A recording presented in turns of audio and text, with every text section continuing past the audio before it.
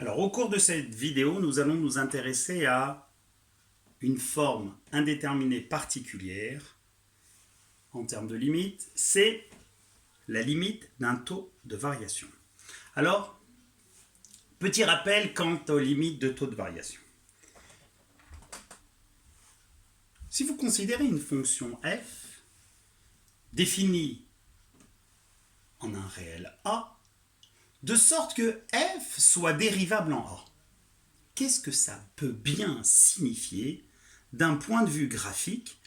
À quoi correspond alors précisément ce réel que vous avez tous noté depuis la classe de première des centaines de fois, f' de a? Alors, à quoi correspond f' de a?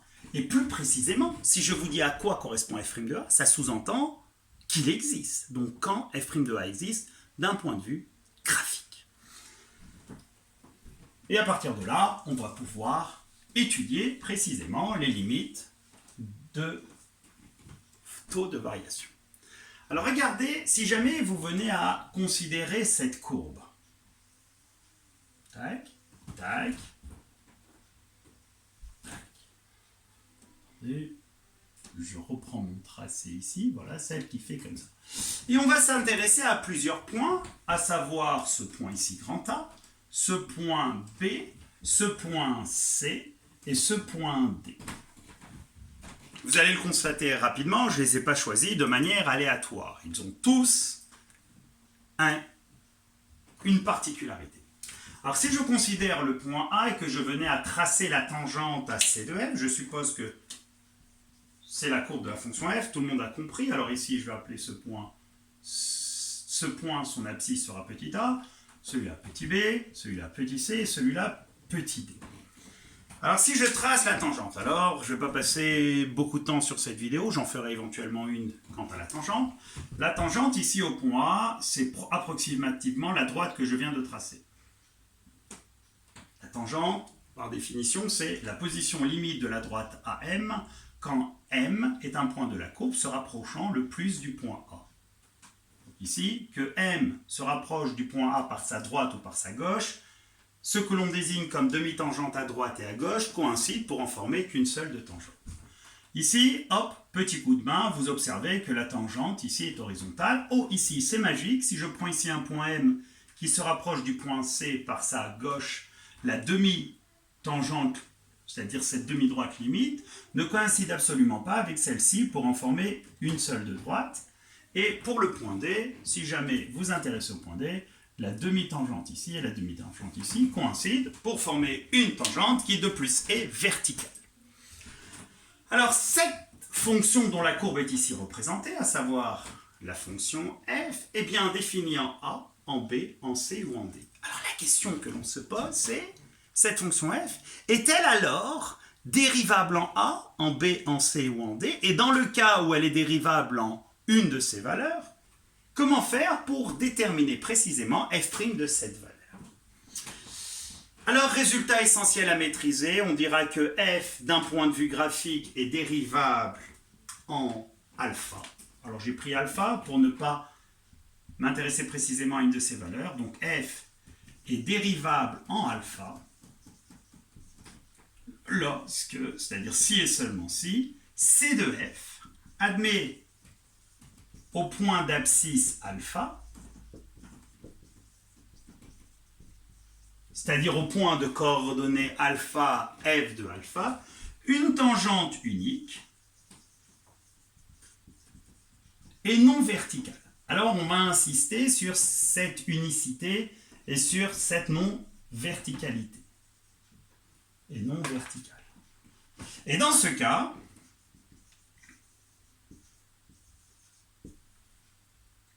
le nombre dérivé de f en A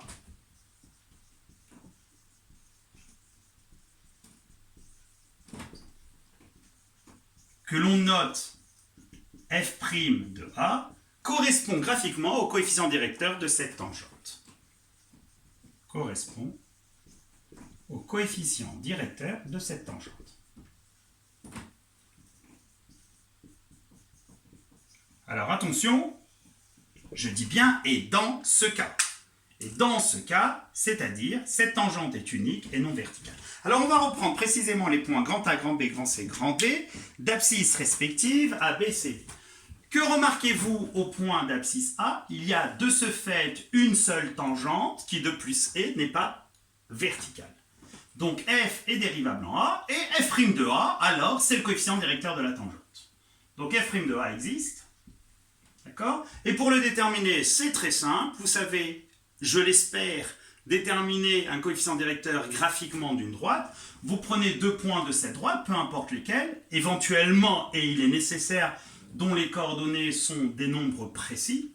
Par exemple, je prends n'importe quoi, lui, et vous dites là, si je monte de 3 et j'avance de 1 demi, le coefficient directeur c'est 3 sur 1 demi, ce qui donne 6. Alors on aurait f' de A égale 6, mais j'ai pris qu'un de ça. Donc f' de A existe. Que peut-on dire de la tangente au point B? Elle est bien unique et non verticale. Elle a un coefficient directeur et du fait d'être horizontale, f' de B existe, f' de petit b existe, et de plus est égal à 0. Que peut-on dire de la tangente en C? Elle n'y a pas unicité. Les deux demi-tangentes n'en forment pas une seule. Donc elle n'est pas unique. Donc f n'est pas dérivable en C, tout comme en D, elle n'est pas dérivable parce que la tangente, bien qu'unique, est verticale. Donc conséquence, f est dérivable en A et en B, mais ni en C ni en D. D'accord? Donc gardez en tête ce résultat essentiel. À partir de là, on a le résultat suivant.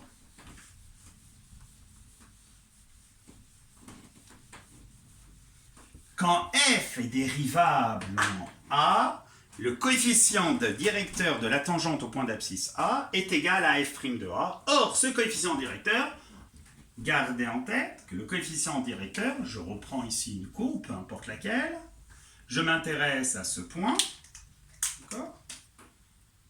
Ce abscisse, je l'appelle petit a. Vous avez, il me semble, tous compris que ici la tangente au point d'abscisse A est unique et non verticale. Elle a un coefficient directeur. Comment vous avez fait pour construire cette tangente? Vous avez pris un point que je vais appeler M, dont l'abscisse est égale à petit x, où A plus H, où H est ici l'écart qui sépare A de x, et vous êtes intéressé à la demi-droite à M, et vous avez fait tendre le point M vers A, en l'occurrence x vers petit a, ce qui fait H vers 0. Et le coefficient directeur de la demi-droite à M, bien sûr quand M n'est pas sur A, qu'il y a bien un coefficient directeur, à M, la demi-droite, a pour coefficient directeur, petit rappel, de classe de seconde. Alors le coefficient directeur, c'est bien ym moins ya sur xm moins xa, ce qui donne ym du fait que ce soit la courbe de la fonction f, c'est f de x moins f de a sur x moins a, et comme x c'est aussi a plus h, dans ce cas précis, c'est f de a plus h moins f de a sur a plus h moins a, à savoir h. Ce résultat, vous l'avez observé plusieurs fois. Maintenant, est-ce que vous savez sincèrement à quoi il correspond? Il correspond tout simplement, je décale un petit peu la vidéo pour que vous ayez la caméra plutôt, d'accord? Il correspond précisément au coefficient directeur de la demi-droite à M. D'accord? Donc, on va s'intéresser à ça. Juste pour rappel, je vais déplacer mon stylo, vous allez me demander des informations. Alors le repère est comme ça, hop, il est comme ça, d'accord? J'ai la droite qui est comme ça. Qu'est-ce que je peux dire? Donc la droite est horizontale. Que puis-je affirmer quant au coefficient directeur de cette droite? Il est égal à 0. Si ma droite se déplace comme ça, le coefficient directeur est positif, il va devenir de plus en plus grand, jusqu'à ce que ma droite atteigne une position verticale. Et dans ce cas, il n'y a pas de coefficient directeur. Je reprends ma droite, je la déplace maintenant de la sorte. Le coefficient directeur est négatif jusqu'à, comme tout à l'heure, atteindre une position verticale où il n'y a pas de coefficient directeur. D'accord? Donc, raison pour laquelle, si la tangente est verticale, elle n'a pas de coefficient directeur. Alors, par contre, si la fonction est dérivable en A, la tangente a un coefficient directeur, c'est f' de A, et on a alors ce résultat magique qu'il faut connaître et maîtriser, que la limite quand x tend vers A de f de x moins f de A sur x moins A égale f' de A. Et ceci, attention, j'écris et j'insiste, quand f est dérivable en A. Et bien voilà, nous allons nous intéresser à ce type de limite. Limite d'un taux de variation qui est précisément une forme indéterminée. Jetez un œil sur les formes indéterminées d'un quotient. Pourquoi? Parce que quand x tend vers A, du fait que f soit continu A, car étant dérivable, le numérateur va tendre vers f de A moins f de A qui donne 0, et le dénominateur va tendre vers A moins A qui donne 0. Et on a l'une des deux formes indéterminées d'un quotient. Attendez, donc, mettons en pratique ce résultat sur plusieurs exemples. Et en même temps, ça va nous permettre de réviser les dérivées de fonctions de référence et celles qui sont composées de fonctions de référence. Alors, si je vous demande la limite quand x tend vers, je sais pas moi, 4 de 3 racines de x moins 6 sur x moins 4. Si vous avez bien assimilé la première des vidéos sur les limites, attention, ne sautez pas dans « Ouais, j'ai trouvé comment soulever l'indétermination ». Parce que quand vous dites « j'ai trouvé comment soulever l'indétermination », vous supposez qu'il y a une indétermination. C'est ce qu'on va vérifier tout de suite. Alors quand x tend vers 4, le numérateur va tendre vers 3 racines de 4 moins 6, ce qui donne 3 fois 2 moins 6, à savoir 0, tout comme le numérateur. Donc, je suis d'accord avec vous, on a vérifié, et vous avez vu sans rien écrire, qu'on a affaire à une forme indéterminée. Alors comment soulever l'indétermination? Soit en faisant jeter un œil sur la vidéo comment soulever l'indétermination d'une fonction comportant des radicaux, c'est-à-dire du symbole de racine carrée, et dans ce cas il y a une méthode, ou alors on va utiliser la limite d'un taux de variation. Alors regardez, c'est très simple. Vous allez considérer la fonction f définie par f de x égale 3 racines de x moins 6. Si vous déterminez f de 4, forcément ça vaut 0, sans quoi vous n'avez pas affaire à une forme indéterminée. Cette fonction f, vous êtes tous censés savoir que cette fonction f est dérivable sur 0 exclu. F est dérivable sur 0 exclu plus l'infini, et précisément sur cet intervalle, pour tout x strictement positif, f' de x est égal à 3 fois la dérivée de racine de x, à savoir 3 fois 1 sur 2 racines de x, moins la dérivée d'une constante qui vaut 0. Donc il reste 3 sur 2 racines de x. Et dans ce cas, f' de 4 est égal à 3 sur 2 fois 2, à savoir 3 quarts. Alors vous allez me dire, oui mais monsieur, pourquoi vous avez déterminé f' de 4? Parce que c'est très simple. On reconnaît, et regardez, tout est magique ici. De là, on a la limite, je vous l'écris, limite, faites-le avec moi, quand x tend vers 4 de f de x, moins f de 4, sur x moins 4, et comme on l'a mentionné ici, la fonction est bien dérivable en 4, donc cette limite est égale à f' de 4, qui vaut précisément 3 quarts. Waouh, c'est magique. Alors pour voir réellement si c'est magique, donc faites pause, revenez, retournez, reprenez la vidéo depuis le début, allez regarder une autre vidéo, l'objectif étant de comprendre et de progresser. Et si vous n'avez pas tout compris la première fois, ce n'est pas gênant. Alors il y en a qui disent, mettez un pouce. C'est ma fille qui me dit, hey, papa, dis-leur de mettre un pouce. Si vous voulez mettre un pouce, vous mettez un pouce. Hein. Ce n'est pas une obligation. Moi, ce qui m'intéresserait, c'est que vous compreniez la démarche, sans la prendre par cœur. Alors maintenant, on va en prendre une deuxième. Si jamais vous prenez limite, quand x tend vers moins 1, de x puissance 2020, super année de notre calendrier, mémorable, vous allez vous en souvenir longtemps, x puissance 2020 plus 1 sur x moins 1. Si je vous demande de déterminer cette limite, vous allez dire, ouais, youpi, j'ai compris parfaitement la limite de taux de variation. Ah non, non, non, non, non, non, non. Avant de comprendre la limite d'un taux de variation, comprenez forme indéterminée ou limite directe. Alors, on va essayer de répondre à cette question. Quand x tend vers moins 1, le numérateur va tendre vers moins 1, le tout à la puissance 2020 qui donne 1 du fait de la parité de l'exposant. Donc, on aura 1 plus 1, ce qui fait 2. Et si vous avez compris, quand la limite du numérateur donne 2, peu importe la limite du dénominateur, la limite du quotient sera directe. Et ici, le dénominateur tend vers moins 1, ce qui donne moins 2. Donc, on a 2 sur moins 2, ce qui fait précisément moins 1. Donc, ce n'est pas ce qu'il fallait faire. Alors, cette fois-ci, si au lieu de faire tendre vers moins 1, j'avais fait tendre vers... Bon, on regarde, comme ça, j'avais fait tendre vers 1. Alors, celle-ci, le numérateur, il tend vers 1 plus 1, ce qui fait 2, donc limite directe. Le dénominateur, il tend vers 1 moins 1, ce qui fait 0. Donc, il va falloir, de ce fait, distinguer deux cas. Est-ce que x tend vers 1 par valeur inférieure ou par valeur supérieure? Dans le cas où x tend vers... Et etc., etc., etc. Regardez une précédente vidéo. Donc, la limite est directe, avec, bien sûr, nécessité de distinguer deux cas. Mais cette fois-ci, si au lieu, ici, de mettre...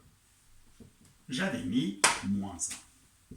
Alors vous avez beau tourner le problème dans tous les sens, le numérateur il tend comme le dénominateur en 1 vers 0, donc que faire? Eh bien que faire? Rien de compliqué. Comme tout à l'heure, vous allez introduire la fonction f définie par f de x égale x puissance 2020 moins 1. Vous constatez que f de 1 est bien égal à 0. Vous savez que f est dérivable sur R.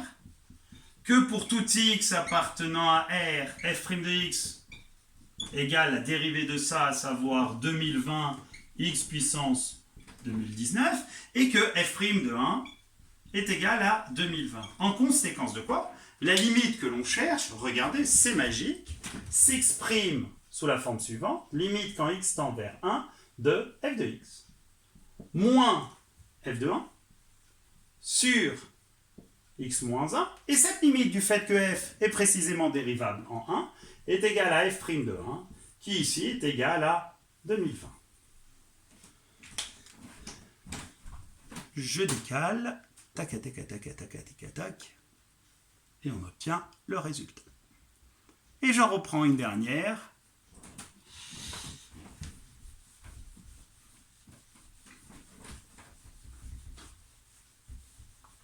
Alors, limite, quand x tend vers 0, de exponentielle moins 3x moins 1 sur x.